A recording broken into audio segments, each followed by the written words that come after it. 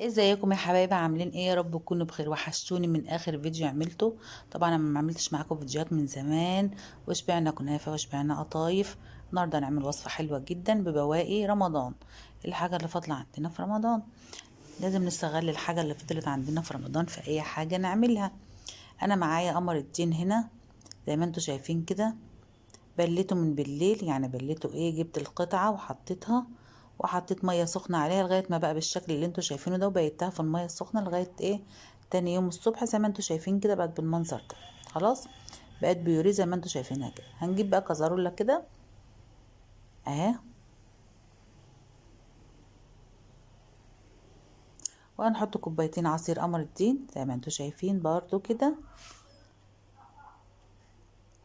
وادي التانية كوباية والتانية اهي. وهنعمل بقى هنا ايه، هنجيب معلقتين سكر، والسكر هنا حسب الرغبة، بس معلقتين سكر لكل كوباية، معلقة حلوة جدا. عايزة تقللي عن كده قللي. خلاص. ومعلقتين نشا اهو زي ما انتوا شايفين كده.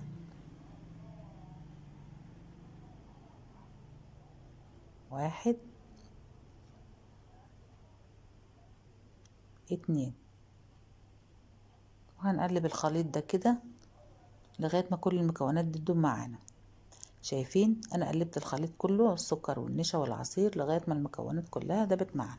هنعمل ايه بقى في الخليط ده؟ هناخده على البوتاجاز وهنفضل نقلب فيه لغاية ما يتقل معانا. خلاص القوام تقل معايا اهو ومطلع فقاعات معاكي. هنحطه فين؟ هنحطه في القالب دون زي ما انتوا شايفين كده اهو.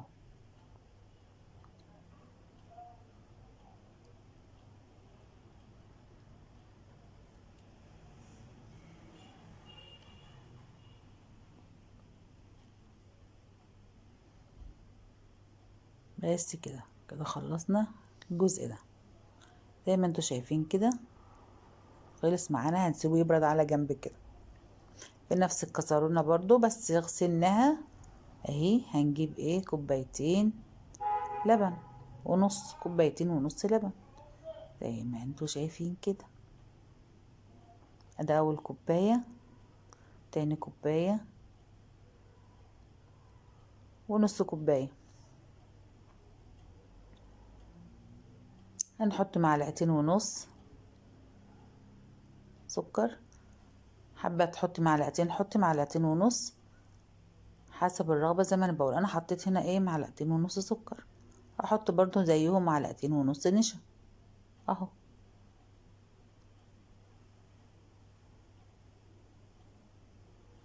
بس كده. وهنقلب كل الخليط ده مع بعض نص معلقة. وهنقلب الخليط ده كده مع بعضه لغاية كل المواد ما تتجانس. وهنا حطيت فانيليا ما تتجانس مع بعضها. بعد كده هاخد الخليط ده بعد ما اقلبه كله مع بعضه، اخده برضو على النار وافضل اقلب فيه لغاية برضو ما يتقل معايا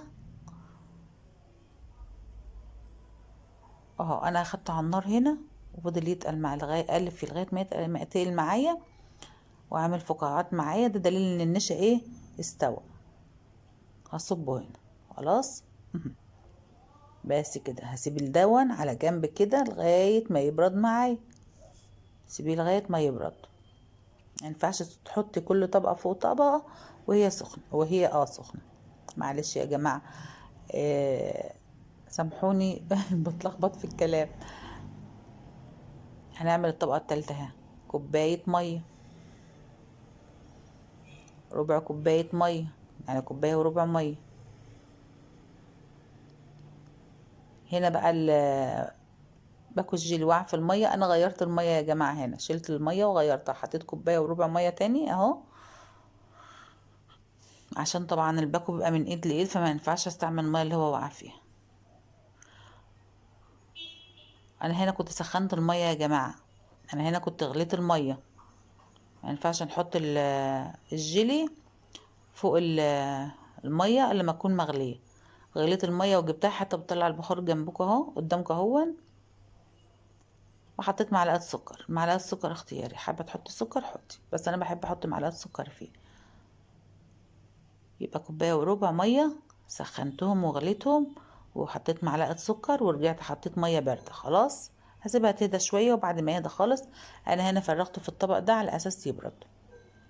خلاص وكان المهلبية بردت اهي، وحطيت كده زي ما انتوا شايفين راحة كده. وهدخلها التلاجة، هسيبها في التلاجة لغاية ما تجمد معايا، لغاية ما الجيلي يجمد معايا. خلاص اهو انا هنا سبتها باتت ليلة اهي، سيبها تبات براحتها عشان تجمد براحتها زي ما انتوا شايفين كده. هقلبها بقى دلوقتي اهي، شايفين الجمال والحلاوة بقى؟ شفتوا الجمال والحلاوة يا جماعة؟ بصوا بصوا الجمال، بصوا الجمال يا جماعة، بجد بجد حلوة جدا وطعمها حلو جدا. جربيها، ولو جالك ضيوف تعمليها، يكون جايلك ضيوف قايلينك مثلا ان هما جايين هتعمليها وهتقدميها بالشكل ده، تحفة تحفة تحفة بجد يعني. بصوا انا هنا قطعتها في هنا جزء راح في التصوير يا جماعة، معلش انا اسفة اهو. يا رب تكون الوصفة عجبتكم، لو عجبتك الوصفة لايك وشير وسبسكرايب، ويا ريت تفعلي الجرس عشان يوصلك كل جديد انا بعمله اهي. بصوا الجمال، يا ريت تجربوها. انا كنت سعيدة بوجودي معاكم، انتظروني في فيديو جديد.